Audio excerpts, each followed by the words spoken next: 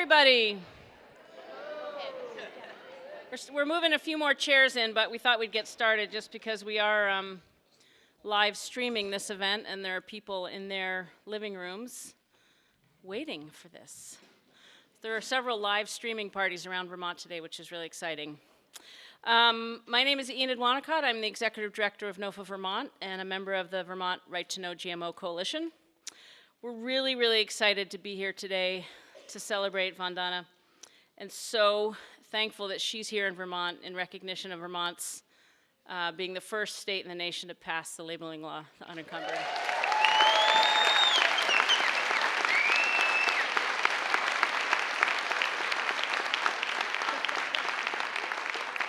I was at a great event in Italy years ago, the Terra Madre, where I first was able to see Vandana speak and have been so inspired by her. So having her in our neighborhood is huge. Her visit to Vermont is being facilitated by and co-sponsored by the Vermont Right to Know GMO Coalition, which is a partnership of Cedar Circle Farm, VPIRG, NOFA Vermont, and Rural Vermont.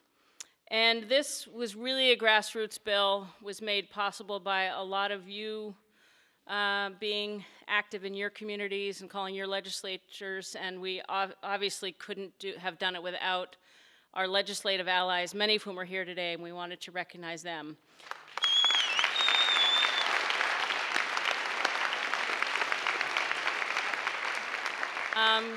Particularly, I'd like to recognize Kate Webb, who was the original sponsor of the bill. Just hold your applause and have them stand up. And keep standing, Kate. Dave Zuckerman right next to her, sponsor in the Senate and a significant champion of the bill. Diane Snelling is here. Ginny Lyons. And Jerry Greenfield, who has been a huge national spokesperson for our labeling law. Jerry, where are you? Where are you? Jerry's up there. Are there any other people that we played a critical role that we didn't see when you came in? Well, let's please honor them by giving them a huge round of applause.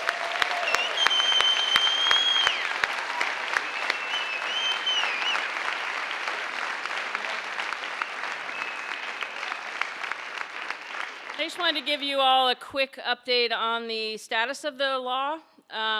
It will require labels on genetically engineered foods sold at retail outlets in the state of Vermont starting in July 2016. But as many of you know, the day the bill was signed into law, we received challenges by the Grocery Manufacturers Association, the International Dairy Foods Association, the Snack Food Association, and announced that they would sue Vermont to keep the law from going into effect. So the state set up a fund, the Vermont Food Fight Fund VT.org, to raise money to defend the legal challenges. And the Vermont Right to Know GMO Coalition VPIRG, together with the Center for Food Safety, are involved in the ongoing litigation. And they're represented by the Environmental and Natural Resources Law Clinic at Vermont Law School, and along with co-counsel from the Center for Food Safety. So Vandana is actually going to speak at the law school tomorrow at 5 p.m. in South Royalton. And initial arguments in this case are expected to start in late 2014, which is where we are right now, and moving into 2015. Regular updates on the bill will be posted at the coalition website, which is Vermont Right to Know GMOs.org, which if you signed our sign-in out there, you'll be put onto that listserv. On both of those websites, both the coalition website and the Fair Fight Food Fund VT.org website, there's an opportunity to donate. We were asking for donations today. It's easiest if people donate online to either the coalition efforts or the state food fund efforts. I've heard varying degrees. I don't know if any of you can update that of what the state might incur in legal costs. I heard up to $12 million. Anything from $35,000 to $12 million was the range I heard, which is a huge range. Suffice to say, we're trying to mobilize all these other states that are trying to pass laws, because if we're able to shut down some of those challenges, right off the bat, that will be significant. I'm really honored to introduce Will Allen, who will introduce Vandana. And Will has really been critical to fund the state effort to fight this bill. Will is the founder, farmer, head poobah of Cedar Circle Farm in East Thetford.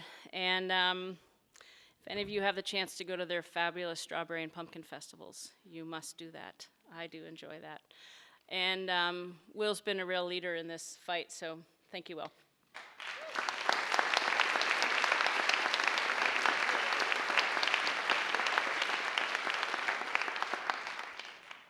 Well, the cool thing about this is all of you have been the leaders, because none of this could have been done without all of you turning out over and over again in the worst possible weather imaginable, since we have the worst possible weather imaginable in Vermont.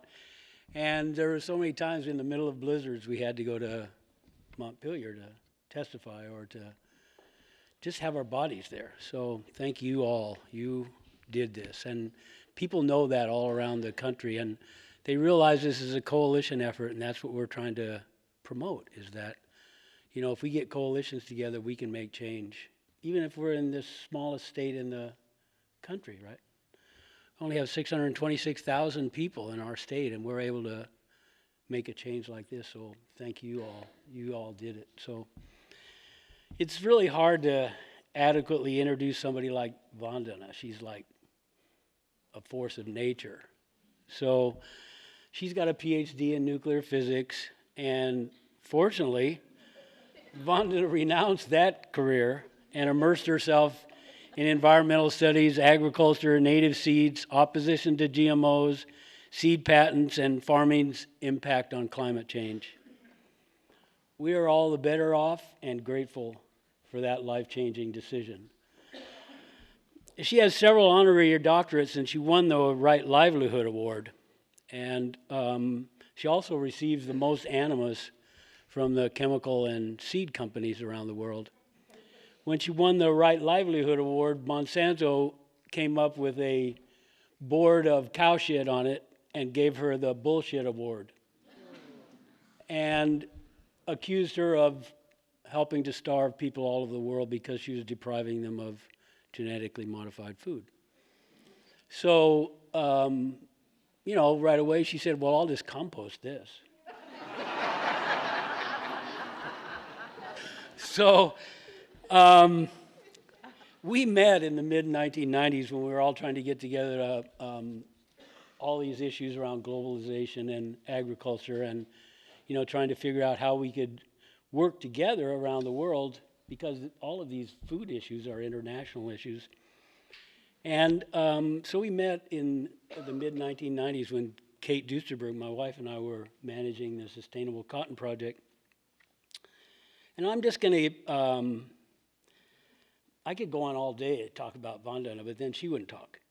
And instead, I'll just recount a few instances that we were fortunate to be at where we saw her in action, right, and saw what an impact she could have. In 2000, she organized a mock tribunal with former Indian Supreme Court justices as the judges to try Cargill, Monsanto, and other chemical seed corporations for causing 20,000 Indian cotton farmers to commit suicide, and forcing several thousand more to sell their kidneys into the international organ market because they had farm debts, and farm debts were around $800. You know, it's not a lot of money that forced those people into suicide and giving up their kidneys. So she invited us, along with Jose Bove and Arpad Pushtai and Percy Smyser and a host of other international activists, to come and give testimony at that tribunal, which was held in Bangalore. And her efforts at dramatizing that just dawning crisis was incredible. And she got, you know, international attention because of that, and brought international attention to the fact that all of these people had committed suicide because of relatively small debts. Unfortunately, despite all of her efforts and the other activists, almost 300,000 additional farmers have committed suicide since we testified there in 2000. And, you know, God knows how many sold their kidneys into the international organ markets. So, you know, she keeps on this struggle. She wants to march to the area where these people have committed suicide to bring more international pressure on that. And you personally, you know, should be involved in that struggle. That is a struggle that is so disgusting, and, you know, it's designed to take those people's land. It's the same thing that happened to our farmland in this country. People got in trivial debts, and then during economic crises, lost their land. And that's what's happening right now in India, and we need to be on the forefront of that fight and support Vandana in this fight. When we were in India in 2000, we visited Vandana's farm and her seed-saving facility in Dehradun. This was inspiring and was a totally community-focused farm. We decided that we would model several of the aspects of our farm at Cedar Circle on her farm in Dehradun. While we were there in 2000, we went to a gathering of Indian farmers where 100,000 farmers were there, and all of them were dressed identically in white with a green wrap around their, like a shawl around their necks. I mean, that was powerful to see that many people from a union all gathered together, and speaking to that crowd was at least intimidating, I have to say.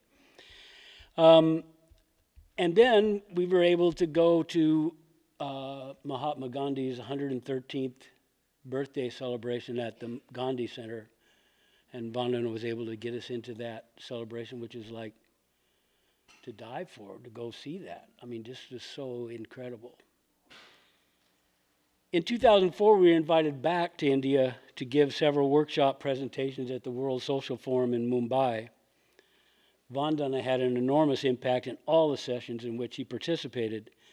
After the forum meetings, dozens who participated in the World Social Forum went to Kerala, a state in the southern part of India, to support an organized sit-in against Coca-Cola. Women who organized the sit-in had been camped out in front of the plant for 640 days.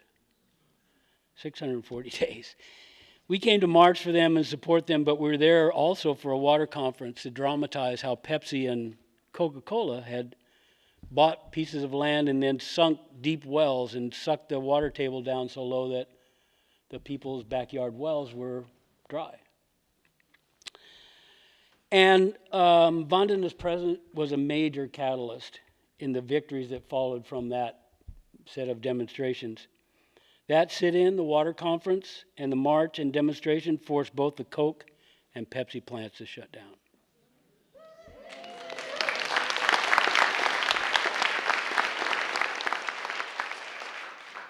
We've been fortunate to see Vandana in action more recently in Cancun. We were all there for the World Trade Organization meetings, and we were there when the fellow from Korea committed suicide on the barricades. And then we saw her in Italy at the Slow Food Convivium.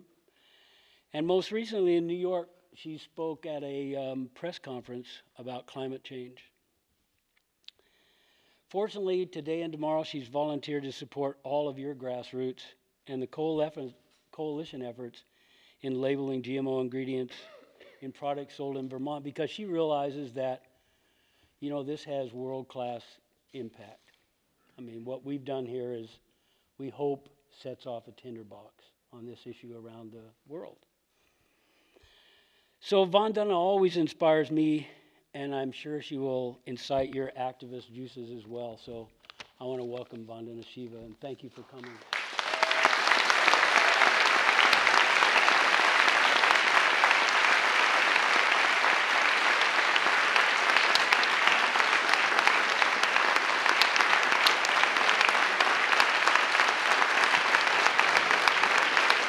Thank you. Thank you very much.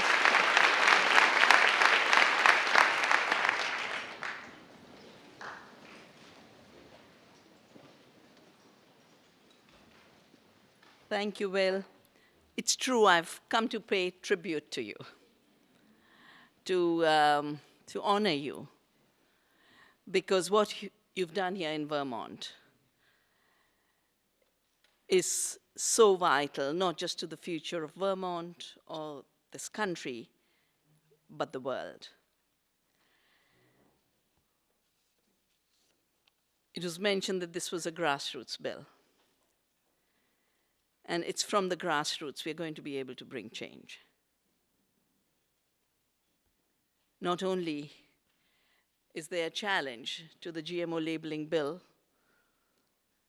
you're having elections on terms that no democracy should tolerate, which is the rule of money and the rule of corporations. And you have brought a concrete challenge to defend the rights and freedoms of people and care for the environment and care for this planet. I want to, of course, thank Will and Kate for organizing these 2 days. I want to thank my very dear friend Jean, whom I was going to visit these 2 days. But instead of being with her in a house in South Hadley, Jean's here with us.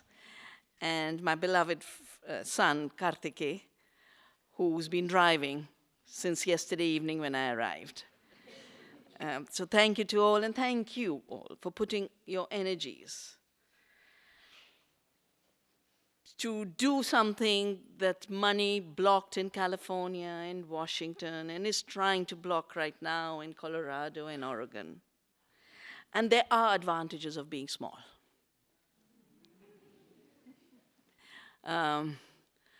The biggest advantage of being small is you get forgotten. And out of that, you can spread the wings of freedom. At this particular moment, we desperately need these wings because it's around food that all colonization, all totalitarianism is being established. Food, which is the very basis of life, it's the currency of life. Food is the energy that supports the life of all life forms and is what connects us to all life on this earth.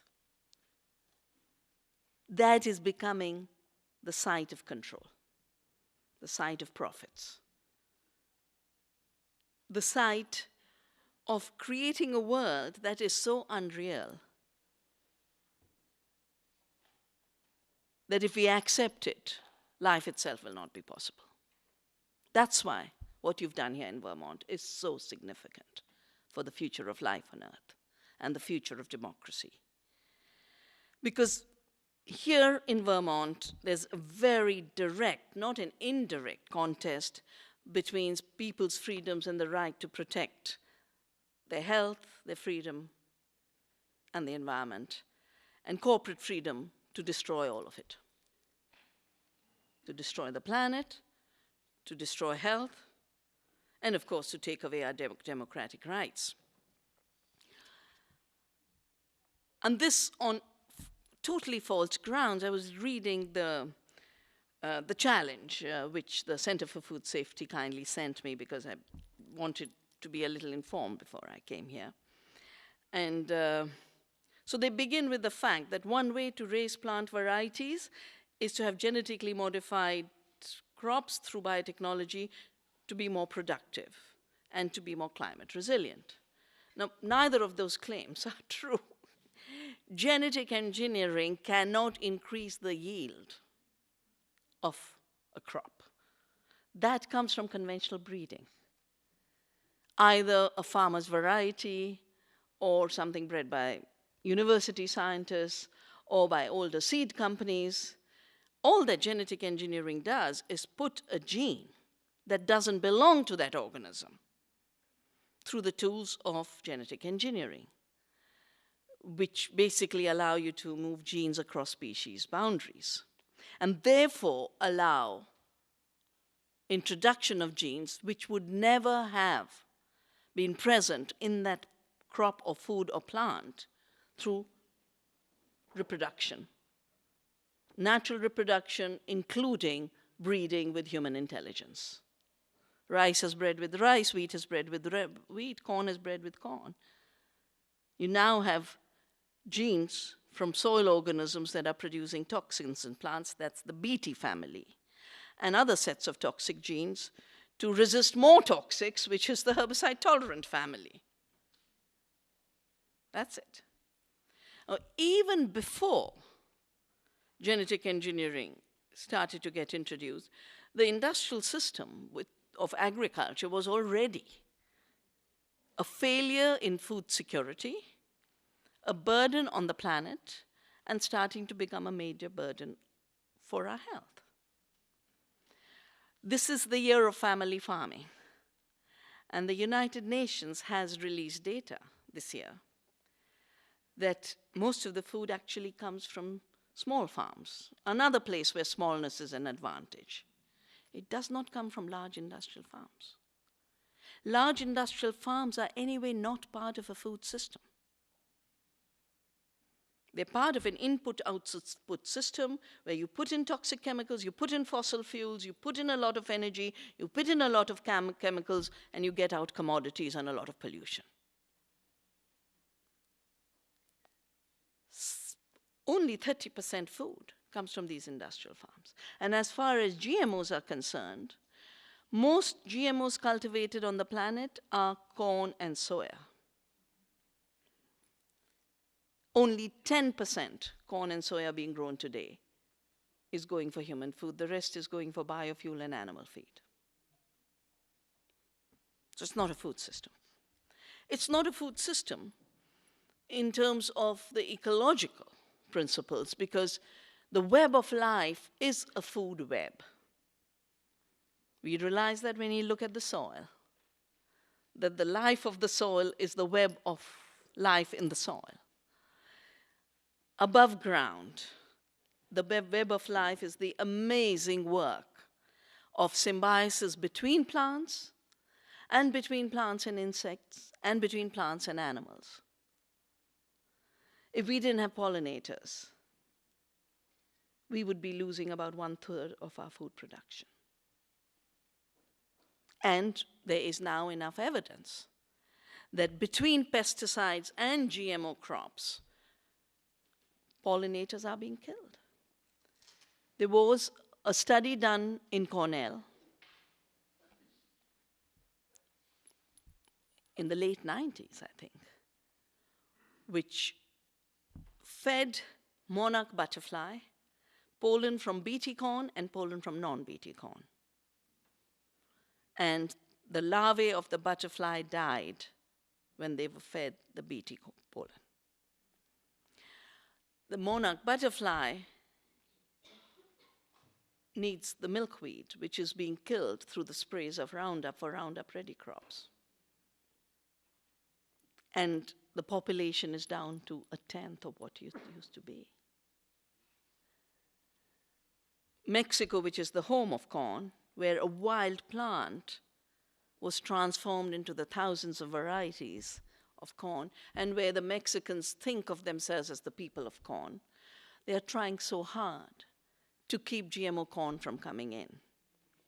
There was an attempt, I think, last year. Monsanto wanted to plant GM corn on 6 million acres at one go. And it took protests and a court case to stop it. But the monarch butterfly is also disappearing. The two big symbols of sacredness, the butterfly and the corn, are both vanishing. And they're just like the contest here. The contest is between life in diversity, beauty, freedom, and abundance versus a structure that knows only one expertise, the expertise to kill. It's not an accident that most of the ecological destruction of the planet is rooted in an industrial model of agriculture. Something most people don't realize.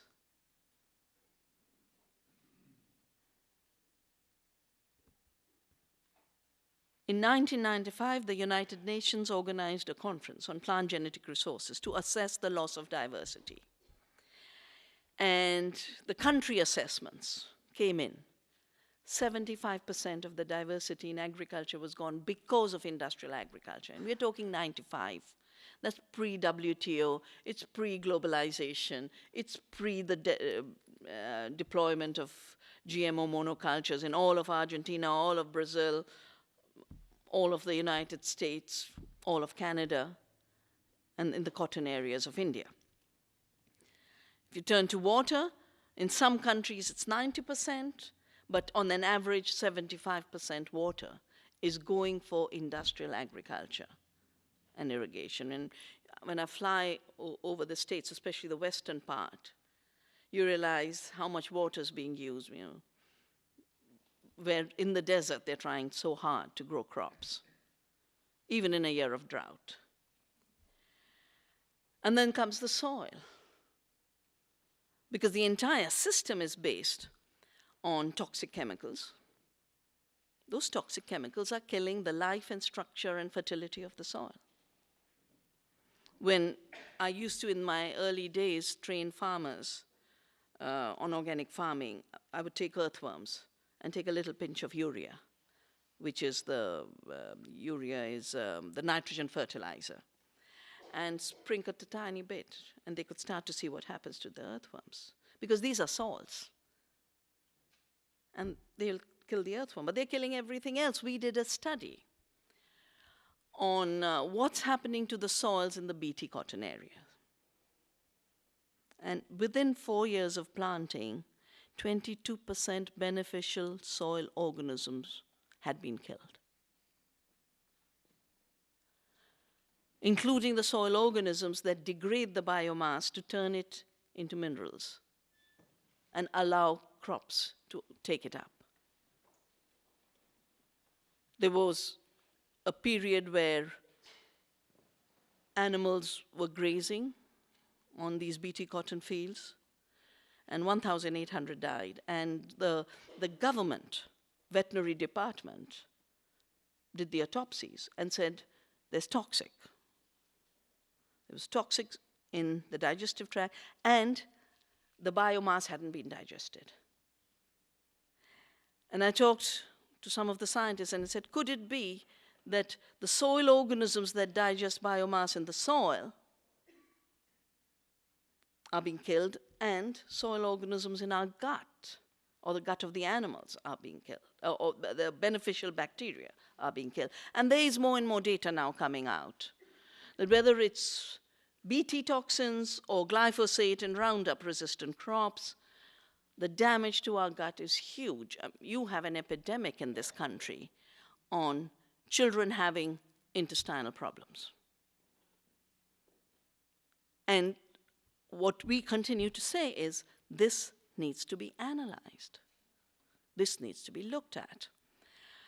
So 75% of the basic soil water biodiversity impacted, and 40% of the greenhouse gases come from industrial globalized agriculture.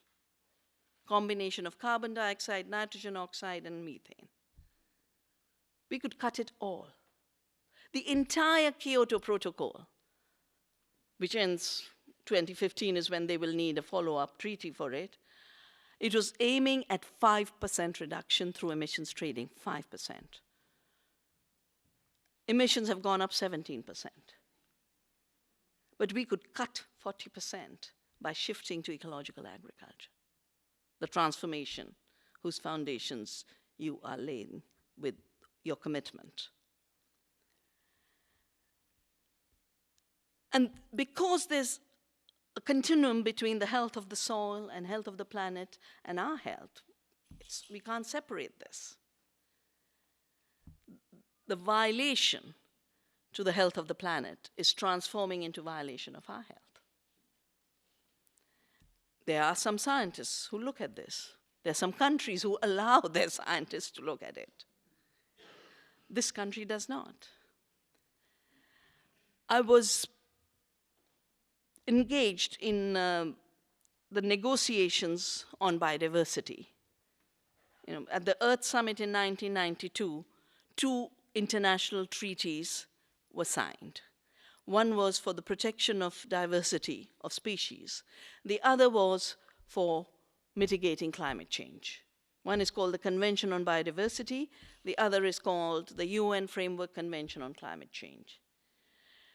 The IPCC report has just, IPCC, which is the intergovernmental body of scientists, has just issued its report on how there's a 95% certainty of human action causing the current instability. I don't call it climate change because I don't think there's anything predictable about it. I call it climate chaos and climate disruption.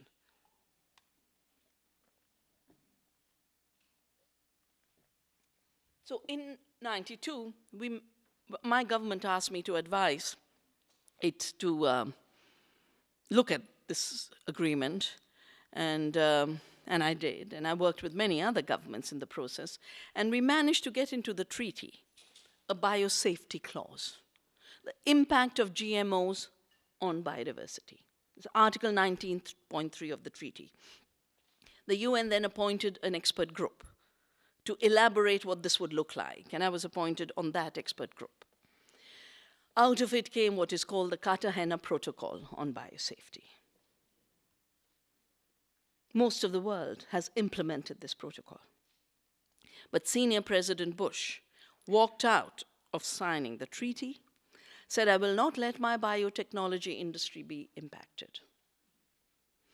Came back and asked his vice president to spell a very difficult word, which is the foundation of the challenge that is being made by the industry bodies. And the word is called substantial equivalence, which basically means assume a naturally occurring organism is like a genetically modified organism, which then translates into don't look, don't see, don't find, and be ignorant about issues of safety. And not having looked, the declaration is repeatedly made, there's no proof of hazards. Of course, if you're not going to look for hazards, where will you find the problems? Biosafety is technically defined in the UN treaty as having 3 kinds of impacts, which need to be looked at. The impact of GMOs on the environment, which includes on other plants, the cross-pollination, the contamination, the impact on pollinators, the impact on soil organisms, and wherever this impact has been looked at, it's there. Contamination and cross-pollination is inevitable. This country experienced the contamination of wheat and rice through the trials. But there are other aspects that are intimately related to the success or failure of the technology itself. And these should be seen as aspects of biosafety. The fact that when a new gene is introduced in a plant and a new function is introduced, the ecosystem changes. The relationship with other species changes. And in the case of herbicide resistance, the evolution of resistance leads to resistant weeds, which is now you have the situation of Roundup being useless in controlling weeds and new crops being approved, which are resistant to 2,4-D, the ingredient of Agent Orange. And in fact, it was as an alternative to 2,4-D that Roundup-ready crops were evolved. There's no way on a planet where everything's alive, on a planet where everything's in interaction, on a planet where things are evolving, and even Pope Francis a few days ago said, evolution is real. Now that's something the biotech industry hasn't yet got. For them, there's nothing like evolution. Those weeds evolving with resistance are evolving the resistance. And they need probably a lesson from the Pope now. But they need another lesson from the Pope. And that is related to the fact that the genetically modified organisms are released for one purpose alone, which is to collect royalties from the seeds. Everything else is an excuse. It's basically the patent issue and the royalty issue that is at the heart of the matter. And I was very fortunate to have been invited to a meeting in 1987, where the industry, which used to be the industry that produced war chemicals, after the war they became the agrochemical industry, telling us without chemicals we can't grow food, and then we had to build the organic movement, now telling us without GMOs we can't feed the world. The same industry. And they were talking about how they needed to deploy GMOs in order to collect patents, in order to claim that they had created something new. Yeah. Now, when they claim invention and ownership of life, they're saying we've done something new. This organism is not like any other organism in the world. And then when you manage democratically with your resilience and your collective strength to pass a labeling law, they turn to your courts and say, no, it's absolutely equivalent. This is natural. I call this double stance, where the same organism is an invention and the same organism is natural. I call it ontological schizophrenia.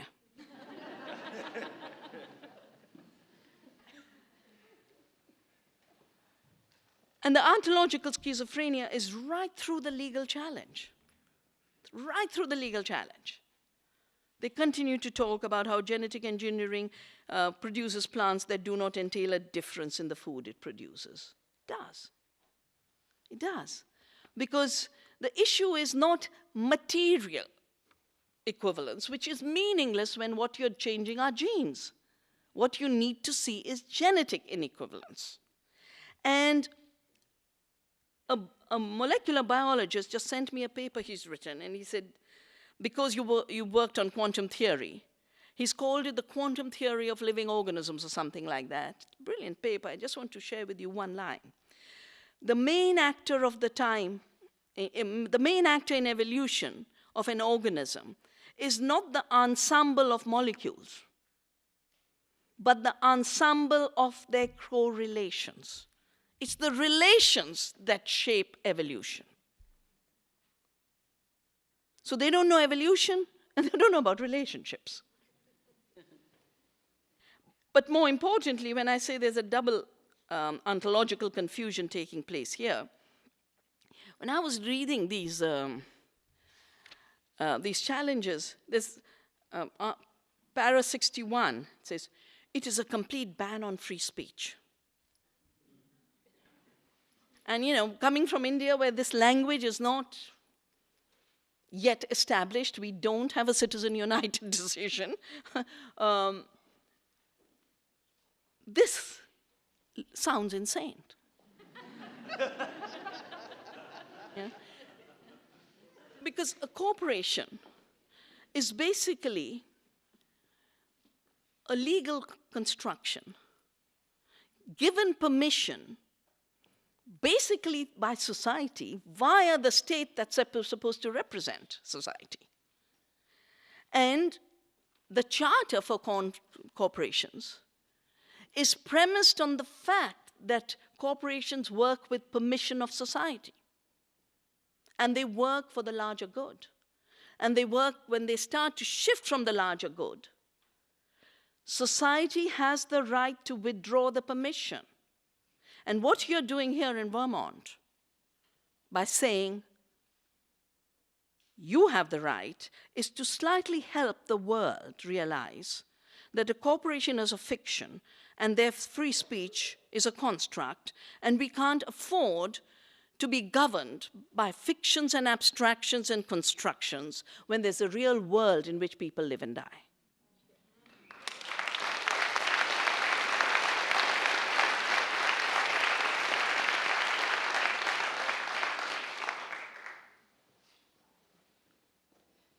Will mentioned how in 2000 there were 20,000 suicides. And that public hearing was the first that made the issue really public. Before that, the governments would say, oh, they must have committed suicide. They were, because the farmer must have been an alcoholic or an adulterer. And I said, even if they are, why don't you find out why so many are becoming alcoholics and adulterers to end up committing suicide? But when we started to add those figures and bring the families of the victims, including the young men who had sold their kidneys, the figure now is 291,000 on last year's figures, on the basis of 2030. So it is definitely crossed 300,000 now. And I want to just go through what really happens in such a situation. Because I mentioned the first impact of biosafety is the environment. The second impact is health, public health. And the third impact is socioeconomic conditions. Now, we have indications of the environment. Europe has done the most wide-ranging studies on the impact on health. The first study done was with Arpad Putsai, who visited at that same public hearing. And we honored him with a Gandhi Award because of the way the industry had hounded him out of his lab and his job. He didn't expect to see harm. But when his 3-month study on rats showed that GMO potatoes were leading to a shrinkage in the size of the brain, enlargement of the pancreas, destruction of the immunity, and intestinal damage, the photographs of his study actually show the walls of the intestine getting damaged. He called his director and said, this is serious. If people eat this food all their lives, there could be huge implications. So they held a press conference, announced it, and from the US, pressure came on Tony Blair and his entire lab. The top scientist on lectins of his time, lab was shut down. He's gone back to Hungary. He said, I left the Soviet Union for freedom. I'm going back to my country, Hungary, for freedom. More recently, a French scientist, Eric Seralini, did a 2-year study, not been done. Most studies are 3-month studies. He did a 2-year study, and he's a toxicologist. He found organ failures, but he found something he wasn't looking for, huge occurrence of tumors. And because he'd seen other scientists suffer, he was very careful about not going to the press before his study was published in the Journal of Food and Chemical Toxicology. One day, this study was all over the internet, being cited, and rats with tumors, all over the pictures were showing. And then the attack started. First, they said the number of rats was too small. He replied, Monsanto used fewer rats. They said the species of rats used were wrong. He said, these are the lab rats that are used in every study, including the Monsanto studies. But of course, industry has a way of spreading rumors on false basis. They then put pressure on the journal, retract a study, something that's not done in science. Once a scientist has done work and it's published through peer review, it's there. Someone else can do a better study, a different study, and establish something else. But retraction is not the culture of the evolution of science.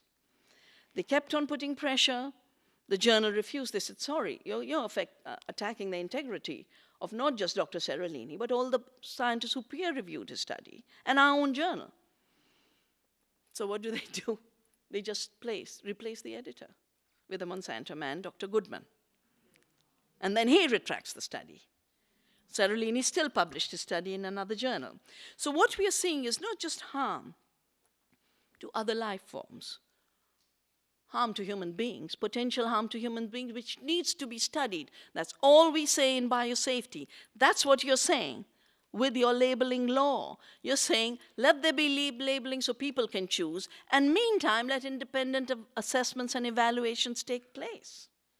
And if 10 years down the line, independent studies say, go ahead, there's nothing too serious, people themselves will call for something else. That's democracy.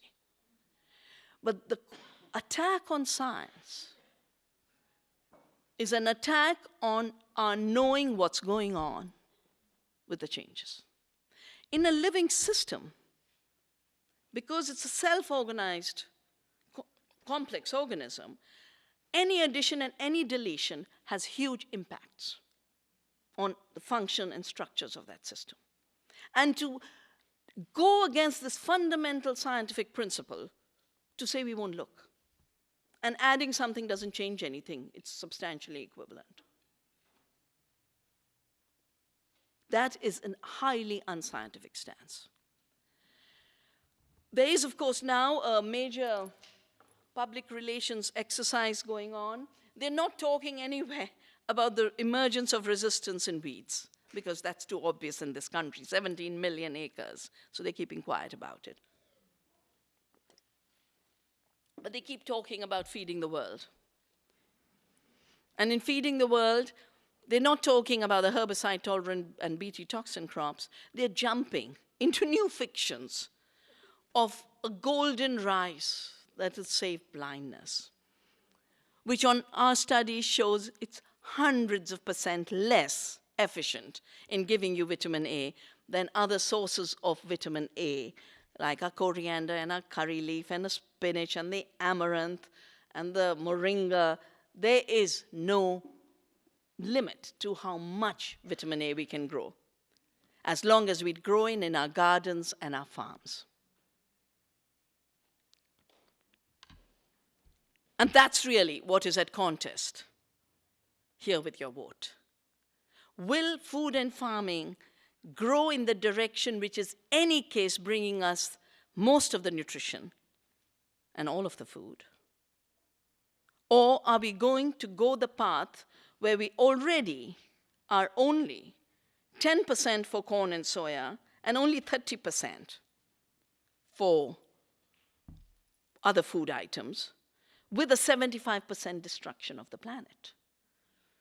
And just do the calculations. If 75% of the planet has to be destroyed for providing 30% of the food, by the time we try and expand industrial farming, now based on GMOs, up to 40, 45%, we'll have a dead planet. That's what your GMO labeling law is calling to prevent, that we can't survive on a dead planet. And your labeling law is a very, very thin wedge to allow a transition for others.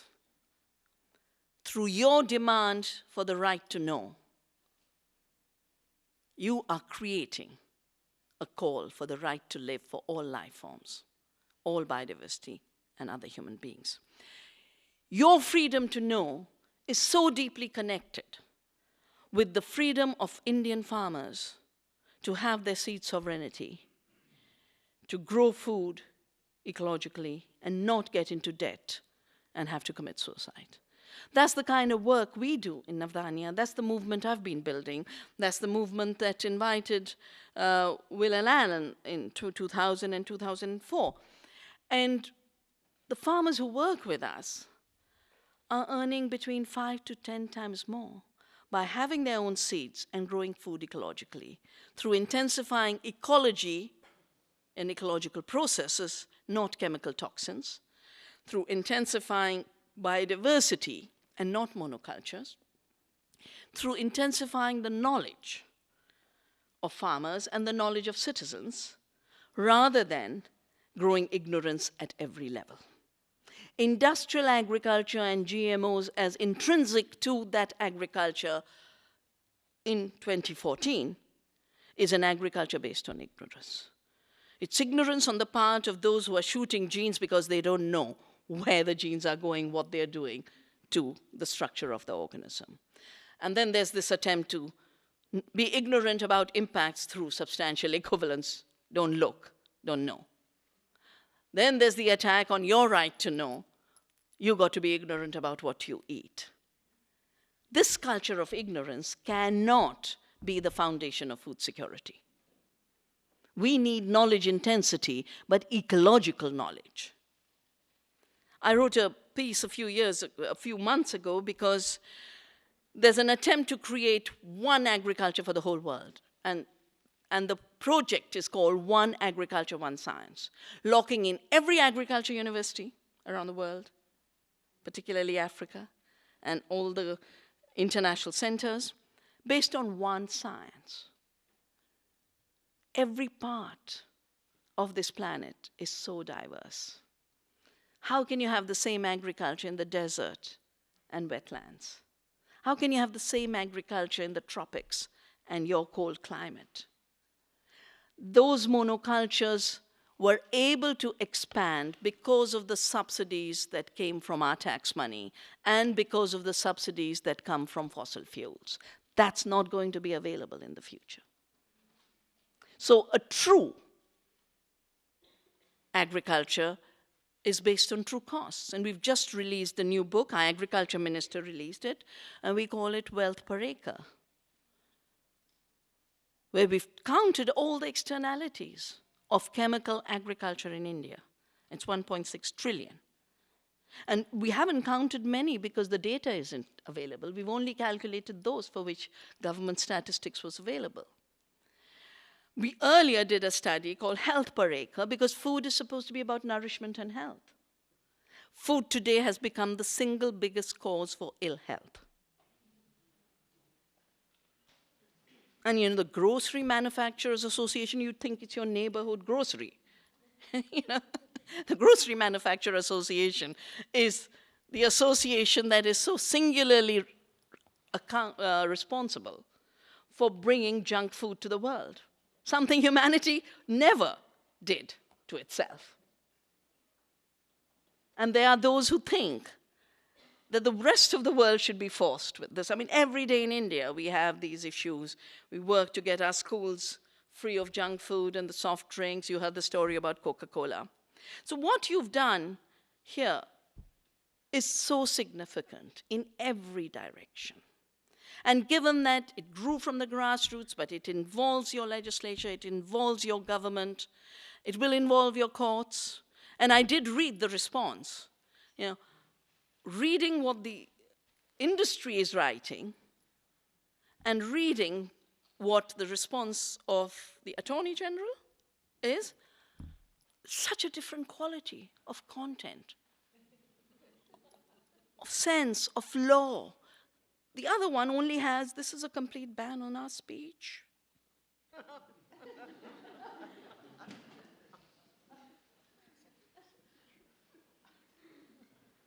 And they carry on to say, you can't prohibit us.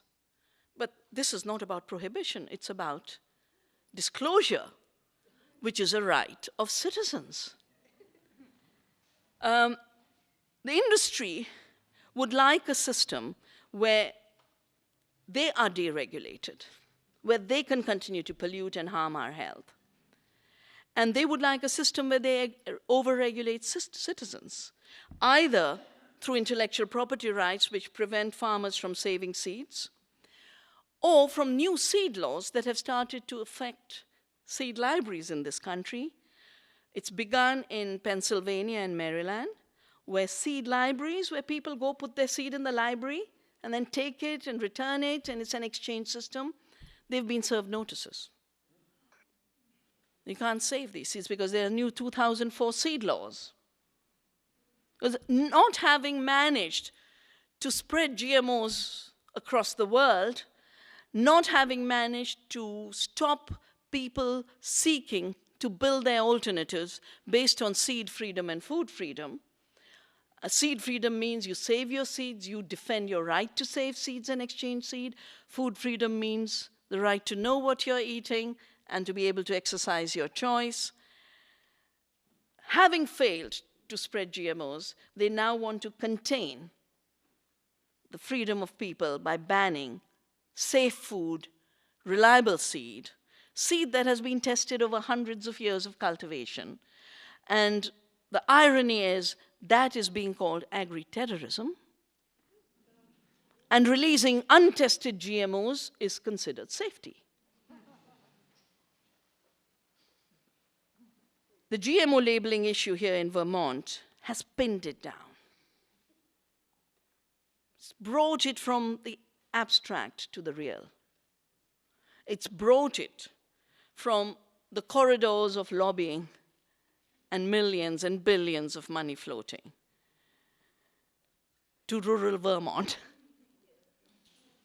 where those lobbyists couldn't reach.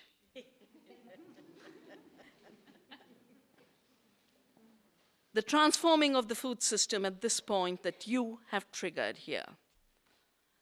I remember in physics, you know, there used to be this thing of Archimedes saying, give me a place to stand and I'll shift the world. Because if you have a place to lever, yeah, then you can shift the world. This is the place where you're shifting the world. You're shifting the world from industrial agriculture to ecological, from corporate control to food democracy. You're then opening the doors for all the movements around the world to join together in this movement at this point, to rejuvenate soil and water and biodiversity, reverse climate change, rejuvenate our health, and most importantly, rejuvenate our democracy, which is one democracy of the earth. Thank you.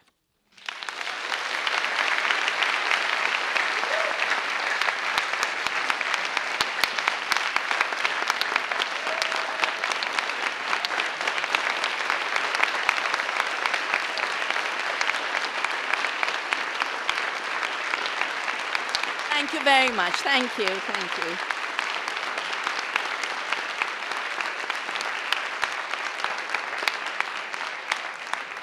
So if you have a question for Vandana, if you could please stand up to this microphone so we keep it recorded. And if you want to stay, she's going to do question and answer for 20 minutes or so. I'm fine. I'm good. Thank you. Thank you for coming, and thank you for getting all these people out here.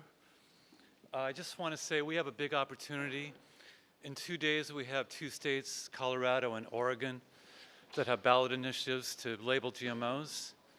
And we're all in this together. And if anyone has the time or inclination to make calls to Colorado or Oregon voters in the next 2 days, it might make a difference. In 2012, in California, there were over 14 million votes for the GMO labeling initiative, and it lost by 350,000 votes, about 51 to 49%. And last year in Washington, same margin, 51 to 49%. So if anyone has the time and inclination to call strangers in those states, it would really help, and maybe we'd make a difference. Thank you so much. And for all of you who are listening from your homes, please call your families, friends, and strangers in Colorado and Oregon.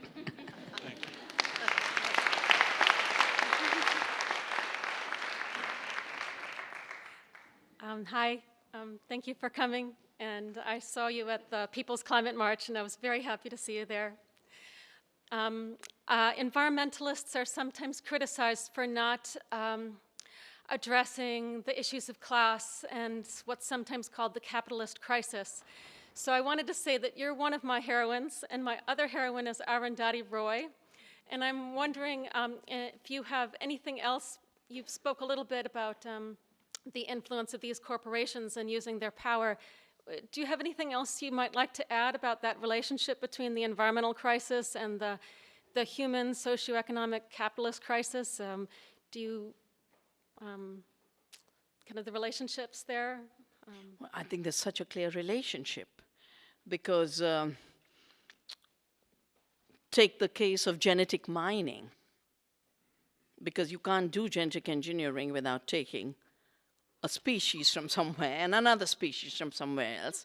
Both of them exist already in nature, and you claim to have invented that which exists.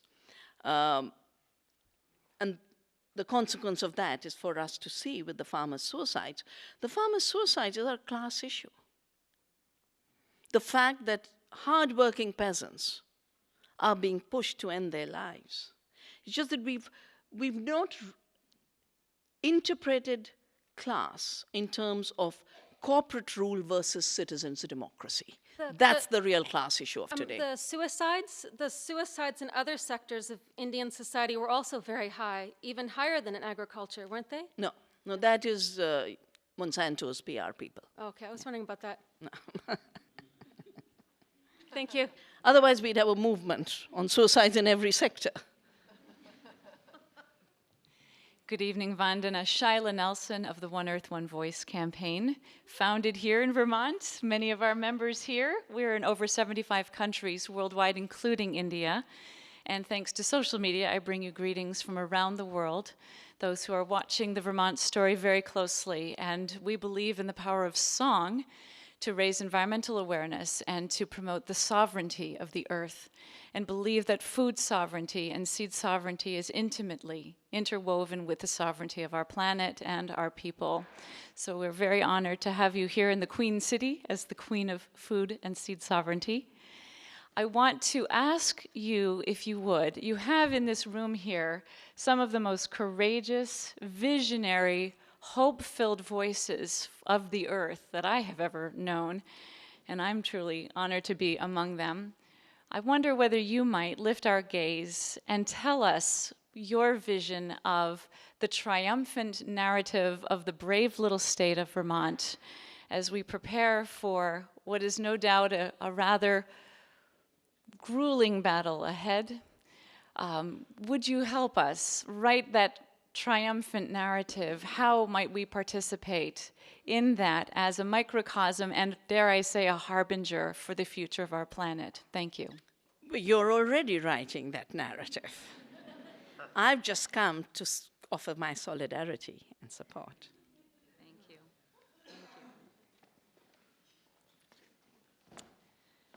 Help me understand, and everyone else in this room. I used to work for the Agency on Natural Resources, and there we worked with the Vermont Retailers Association to do a shelf labeling law on chemical products that were damaging to health. Now the Vermont Retail Association has gone with the Vermont Grocers Association, and it's headed by a gentleman named Jim Harrison. I know Jim Harrison. He's a lovely man. Doesn't he have to eat? How can he look himself in the mirror and support the Grocers Association, not support the GMO law and be against what we're trying to do here? He's got grandchildren, and don't they have to eat? I think that was more a call for reflection to the Retailer Association. Hi, how you doing? My name is Armando. I worked with Gustavo Esteva in Oaxaca, in Universidad de la Tierra.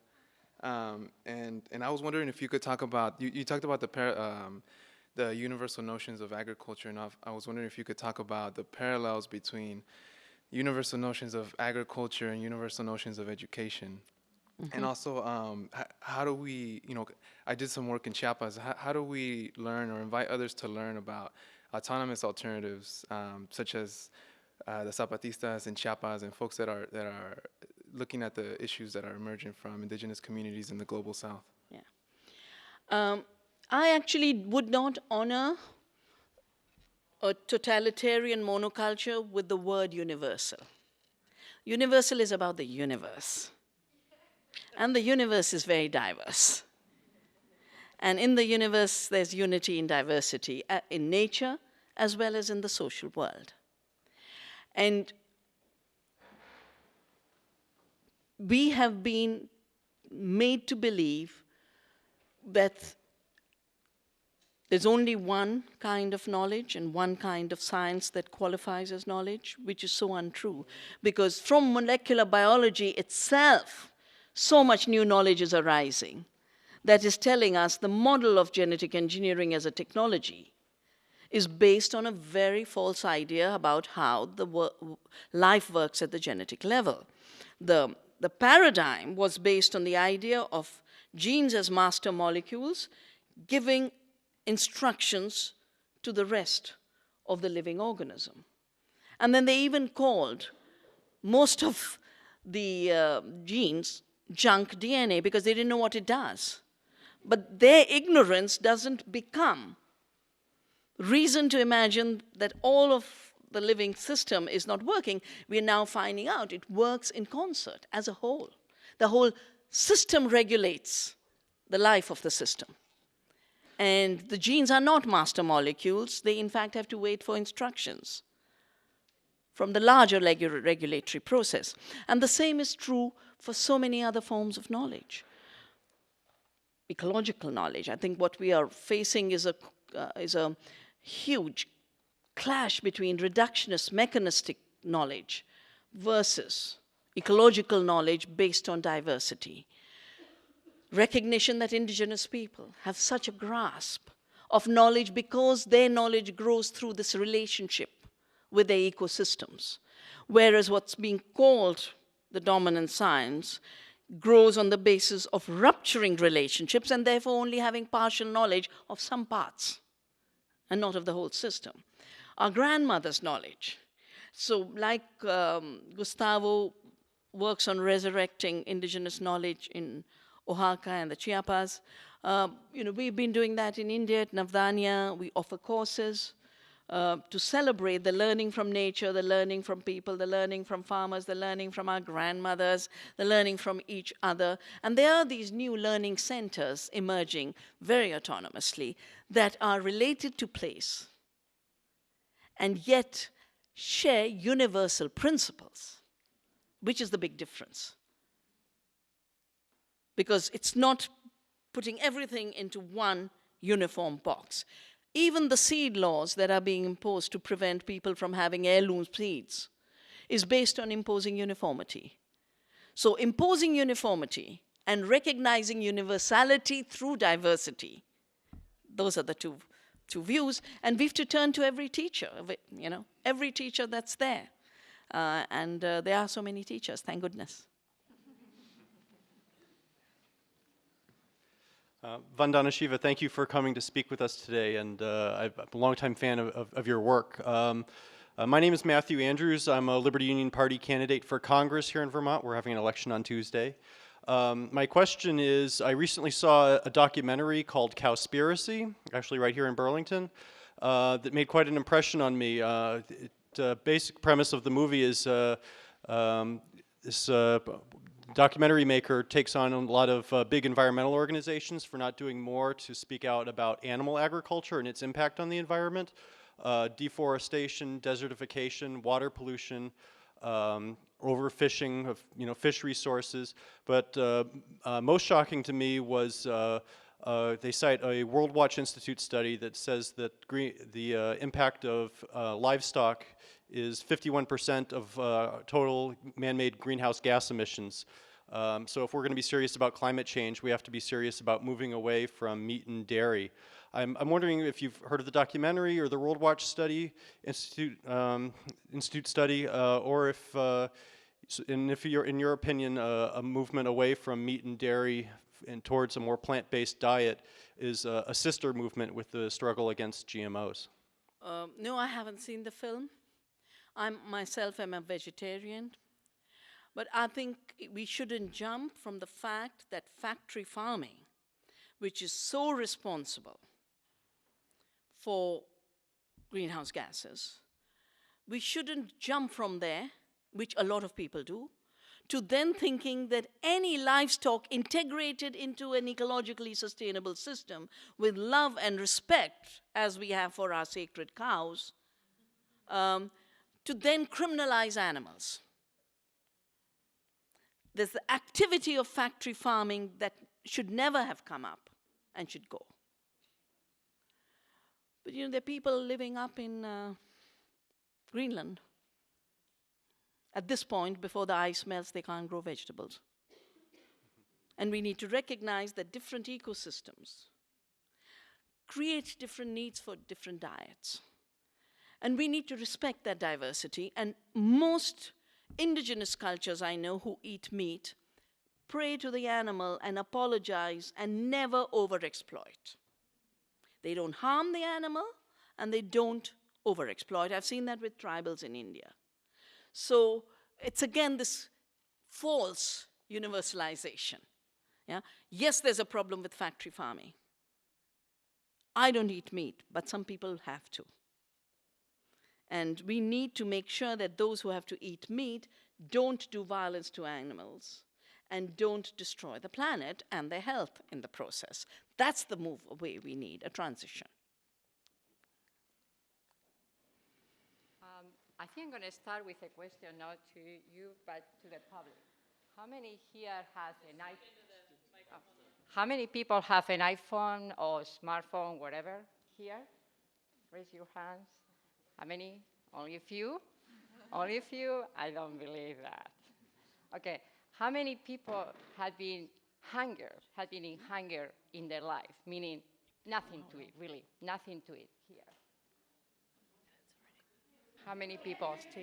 Really? One more maybe. So what I want to bring the point is, I mean, I respect all the different points here. I totally support some of your points related to contamination and gas emission.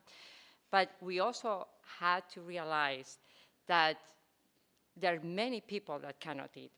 I'm coming from a farming place, crops primarily. When I grew, there were no modified seeds, and the production was basically almost nothing. And I actually talked to my father today. It's like, what would you think farming would have been if it would not have been for these modified seeds, for the seed that can give something? And he said, it would have been impossible. There are many people in the entire world that have nothing to eat. Where do you come from? Please, let me finish, then you can give you. There are many people in the entire world that have absolutely nothing to eat. Thinking about what you have in the food is something that they don't even think about. And when I was a kid, I have a yogurt maybe every 2-3 weeks, something special. But I didn't have many things to eat. And back then, and actually the state was really good because they were sending lyophilized milk. I don't know where the milk has, but thanks to that, some of them will survive. Because we need to eat.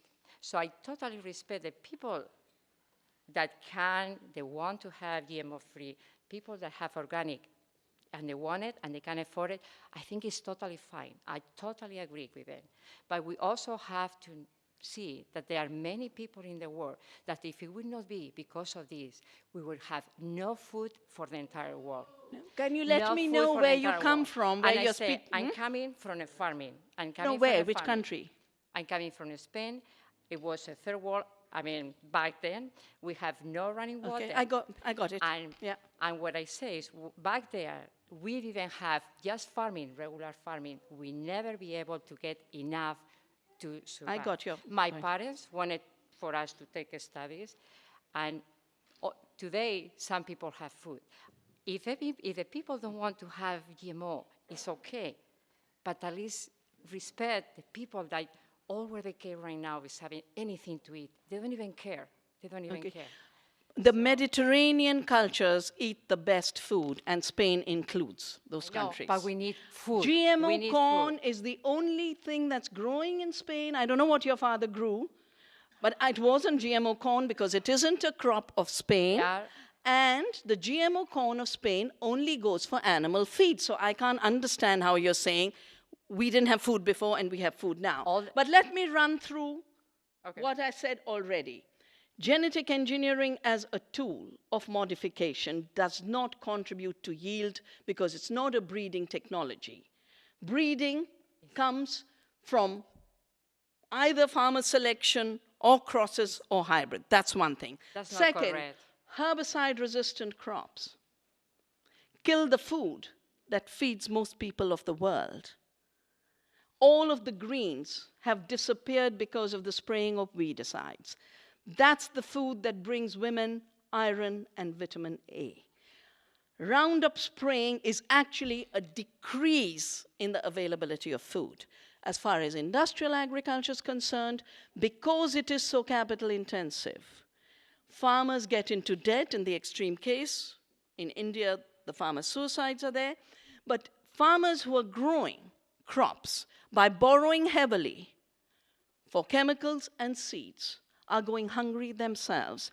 Half of the 1 billion people hungry in the world today are producers of food And they're not eating it because of this negative economy of a cost of production that is 10 times more than what they can earn, and they're selling what they grow in order to pay yesterday's debt. We are talking of systems, not stories. Yeah? So please don't insult Spain. No. Don't insult Spain. Listen, just one more thing. One more thing. One more thing. I'm a scientist. That showed. No, we only have time for one more question. The Mediterranean diet is on the UNESCO heritage list. Most things in the Mediterranean diet have not been genetically engineered. So your story, it has nothing to do with the reality of Spain or Italy or Greece. Yeah. Yeah, the story is a different one. Sorry, this is the last question. Okay, my name is Ishmael Ahmed, and I just want to say I want to grow up to be like you. I want to grow up to be you. I've been inspired by you for many years, since the 90s. I'm wondering if you've heard any of the work recently published by Nassim Nicholas Taleb about the precautionary principle with applications to genetic organisms. It's just been sent to me. I haven't had time to read it. Okay. Because I've been on the road trying to get here. I will tonight when we get back. I would recommend it, because in the first introductory section, he compares it to nuclear energy, and how in that case often it's much more of a local concern, where genetic modification of organism has much more potential global impact, and should be much more tightly monitored, controlled, and looked at. So. Thank you. And for the others, you know, he's from the financial world. Yeah. And People asked you to repeat what the book was. Oh, it's not a book. Actually, it's a paper. But he's written a book called The Black Swan. Yeah. And it's basically, I mean, he is someone who's analyzed the instability Yeah. and the chaos system. The precautionary principle is the principle that evolved out of Rio, which says if you do not know with certainty, then you must err on the side of safety. And that's what your labeling law is about, to say, since there have been no independent tests done in the United States on the health and environmental impact, and the block is the substantial equivalence principle, that should be removed. Universities should be put on this job as public scientists, not related to industry, and till that data is generated, and it'll take a minimum of 10 years, till then there should be a moratorium on GMOs and definitely a labeling.